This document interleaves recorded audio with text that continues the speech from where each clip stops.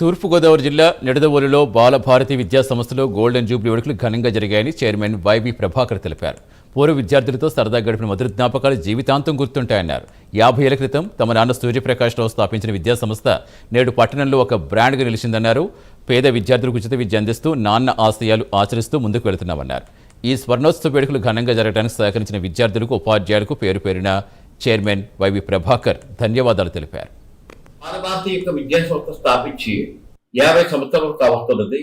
1975వ సంవత్సరంలో కీర్తిశేషులు మా నాన్నగారు ఈ విద్యా సంస్థను స్థాపించి నాకు ఇచ్చిన్నారు. ఈ యొక్క విద్యా సంస్థని నా కంటి పాపలా చూసుకుంటూ నేడు 50వ సంవత్సరంలోకి సక్సెస్ఫుల్ గా తీసుకొస్తున్నాం.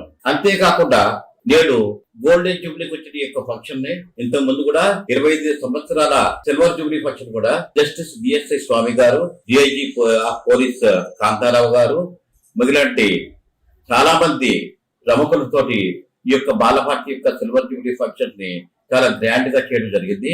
అదే నాటికి నేటికి అదే ఉత్సాహంతో ఈ యొక్క బాలభారతి విద్యా సంస్థని ఇంకా మున్ముందు ఎంతో మంది విద్యార్థుల్ని ఇంకా పైకి ఉత్తమ స్థాయికి తీసుకువెళ్ళాలంటే ఆకాంక్షతోటి ఈ యొక్క బాలభారతి విద్యా సంస్థని ముందుకు తీసుకెళ్తున్నాను.